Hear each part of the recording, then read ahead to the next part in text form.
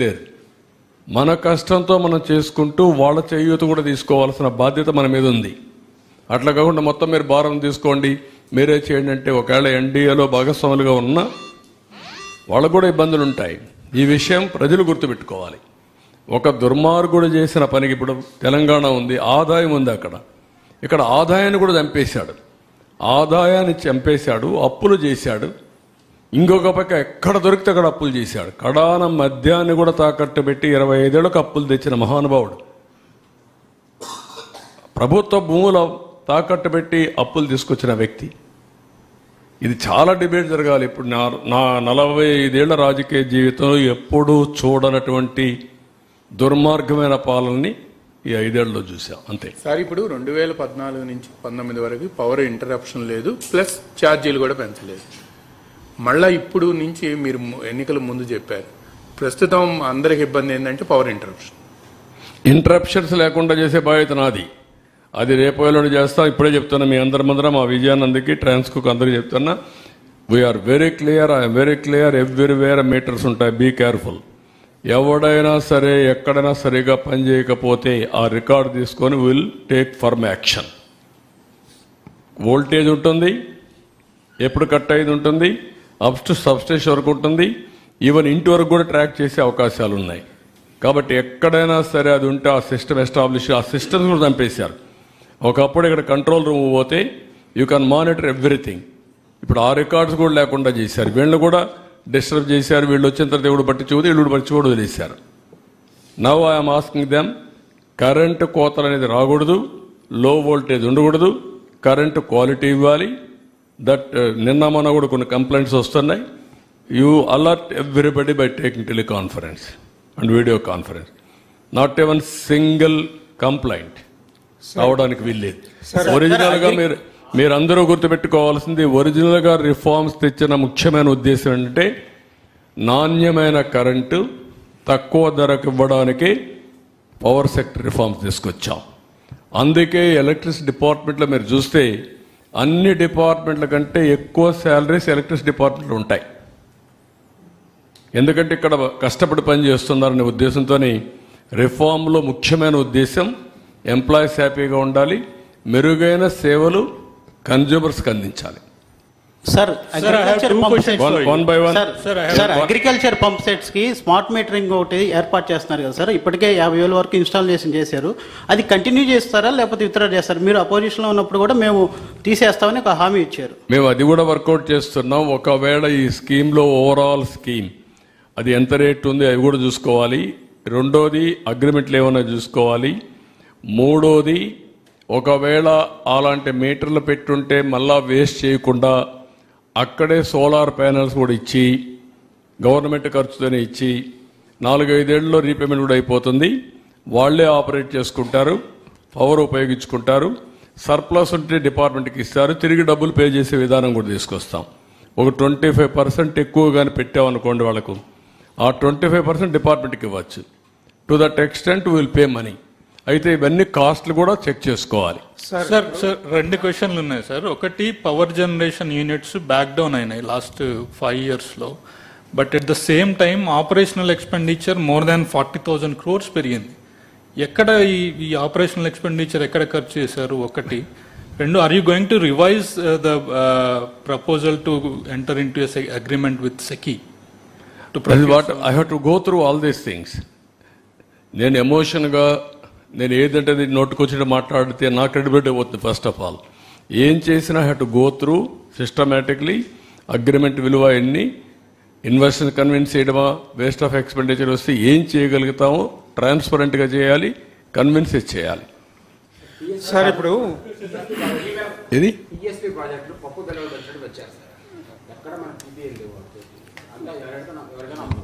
అంటే జగన్ చేసిన విధ్వంసులు అదొకటండి. అంటే 2 ఆస్పెక్ట్స్ ఉన్నాయి.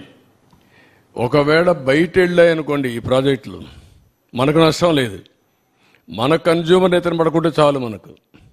ఇప్పుడు దానివల్ల కూడా మీకు ఏమవుతుందంటే కొన్ని ప్రాజెక్టులు, కొన్ని హబ్స్ వాళ్ళు తయారు చేసుకుంటారు. గవర్నమెంట్ ఆఫ్ ఇండియా నేను మాట్లాడినప్పుడు Andhra Pradesh is also one of the state to go for green hydrogen. ఇప్పుడు ఉదాహరణకు ఒకప్పుడు మనం ఏం చేసామంటే విశాఖపట్నంలో 2,000 మెగావాట్లు ఇంపోర్ట్ కోల్తో ఎన్టీపీసీ పవర్ జనరేషన్కి ఇచ్చాం.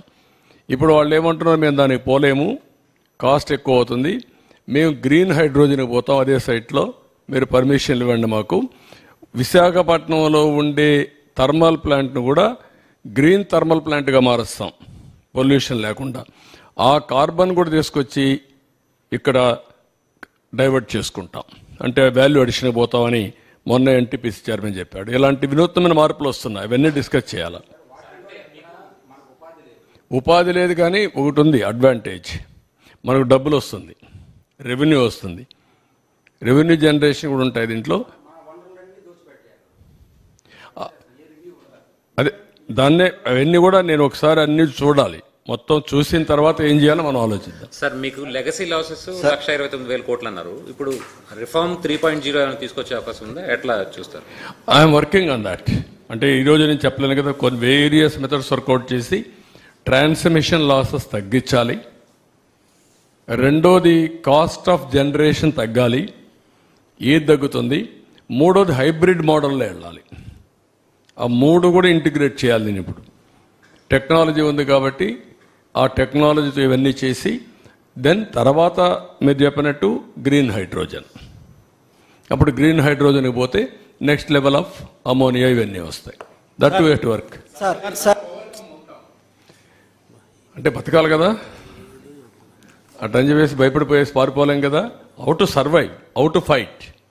సార్, ఈ ఇన్ఫ్రాస్ట్రక్చర్ డెవలప్మెంట్ చేసే క్రమంలో ట్రాన్స్కో వాళ్ళు కొత్త లైన్లు వేయలేదు, ఎంతప్పటికీ సబ్స్టేషన్స్ కడుతున్నారు 11/33 అట్లా. కానీ 120 అలాగే 200, 400 కేవీకి సంబంధించినటువంటి మెయిన్ లైన్లు అనేది లేకపోవడం వల్ల చాలా ప్రాబ్లం అవుతుంది. అట్లాంటి ఈ 3.0లో ఉంటాయా? అంటే మెయిన్ లైన్ లేకుండా ఎంత? వాట్ ఐఎమ్ సేయింగ్, ఎన్ని వచ్చినా కూడా ఇప్పుడు అందుకే లోకల్ జనరేషన్ వస్తే ఈ లైన్స్ అవసరం లేదు. ఇప్పుడు నెంబర్ 1 షార్టేజ్ వచ్చినప్పుడు గ్రిడ్ మేనేజ్మెంట్కి లైన్స్ కావాలి.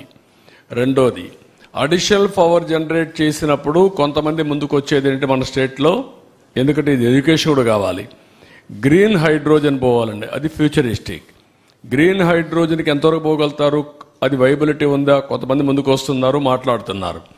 ఫస్ట్ ఎన్టీపీసీ మేము వెళ్తాం, మీరు పర్మిషన్ ఇవ్వమంటున్నారు, దానికి సెపరేట్ లైన్ వేయాలి. మళ్ళీ ఆ గ్రీన్ హైడ్రోజన్ వస్తే అందులో కూడా మనకు ఆదాయం వచ్చే పరిస్థితి వస్తుంది, ట్యాక్సెస్ ఇవన్నీ వస్తాయి. ఇవన్నీ కూడా ఎగ్జామిన్ చేసుకొని మనం గవర్నమెంట్ ఆఫ్ ఇండియా కూడా ఆంధ్రప్రదేశ్ని, మధ్యప్రదేశ్ని, గుజరాత్ని గ్రీన్ హైడ్రోజన్ హబ్స్గా పెట్టుకున్నారు. ఒక 3 రాష్ట్రాలని డెవలప్ చేయాలని చెప్పి ఆలోచిస్తున్నారు. అవన్నీ కూడా ఎగ్జామిన్ చేయాలి. సార్, తెలంగాణ కూడా విద్యుత్ బకాయిలు రావాల్సింది. One by one major subject ఇది. Sir, solar power sir, one by one. Sir, solar పవర్లో పిఎం సూర్యోదయ స్కీమ్ కింద Andhra Pradesh lagging behind sir. We are in 14th place. They are giving 78,000 subsidy for 3 kilowatt and 60,000 subsidy. మనం 1 lakh units కానీ పెట్టుకుంటే, house roof top solar పెట్టుకుంటే 3 crore units generate per month. అదేమా నేను ఏం చెప్పాను, డెమోక్రటైజేషన్ ఆఫ్ పవర్ జనరేషన్ అన్నాను. అంటే మీ ఇంట్లోనే కరెంట్ తయారు చేయొచ్చు, మీ పొలంలో కూడా తయారు చేయొచ్చు, నువ్వు వాడుకోవచ్చు, వాడుకునేది మిగిలింది డిపార్ట్మెంట్కి ఇవ్వచ్చు. రెండోది క్యాపిటివ్ జనరేషన్కి వెళ్ళొచ్చు. ఒకవేళ ఏదైనా మనకు డబ్బులు క్రాస్ సబ్సిడీ ఇవ్వాల్సి వస్తే ఎలక్ట్రిసిటీ డ్యూటీకి వెళ్తే విన్ విన్ సిచ్యువేషన్. ఇప్పుడు ఎట్లా వసూలు చేశారు, 1 రూపీ ఫర్ యూనిట్, 5,000 కోట్లు వసూలు చేసి ఆ డబ్బులు వీళ్ళు తీసేసుకున్నారు, డిపార్ట్మెంట్కి ఇవ్వలేదు. అదే క్రాస్ సబ్సిడీకి ఇచ్చుంటే ఇంకొంచెం బెటర్గా ఉండేది. ఇవన్నీ వర్కౌట్ చేస్తాం. ఏది ఇప్పుడు అన్నీ కూడా ఏంటంటే గవర్నమెంట్కు కొన్ని వనరులు రావాలి, గవర్నమెంట్ కొన్ని ఆబ్లిగేషన్లు చేయాలి, సంక్షేమం, ఎంపవర్మెంట్, పేదవాళ్ళ కోసం చేయాలి. How to balance all these things will work it out. మీరు అంతకుముందు ఉన్నప్పుడు ఓన్లీ 1 by 1 మీరు కూడా సబ్సిడీ సోలార్ మీద మీరు అంతకుముందు ఉన్నప్పుడు సబ్సిడీలు కూడా ఇచ్చారు సార్. కానీ ఇప్పుడు ఆ సబ్సిడీ కూడా ఇంప్లిమెంట్ అవ్వట్లేదు. వాటిని మళ్ళీ అన్నీ కూడా నేను ఇప్పుడు అందుకే ఫస్ట్ కట్లో మీకు ఇవన్నీ చెప్పాను. ఇది చర్చ జరగాలి, మళ్ళా అసెంబ్లీలో కూడా చర్చిస్తాం, మళ్ళా ప్రజల్లో కూడా చర్చిస్తాం. వచ్చిన తర్వాత I will take a call. ఇవన్నీ కూడా ఫైనల్ గా తీసుకొని ఏం చేయాలో చేస్తాం. సార్, తెలంగాణ గవర్నమెంట్ నుంచి ఒక 7,000 కోట్లు విద్యుత్ బకాయిలు రావాల్సి ఉంది సార్. ఆ విషయంలో ఏం చేయబోతా ఉన్నారు, వాటిని సాధించండి. నిన్న కూడా ఈ ఇష్యూ ఫ్లాగ్ చేశాం. సరే కొన్ని వాళ్ళు కూడా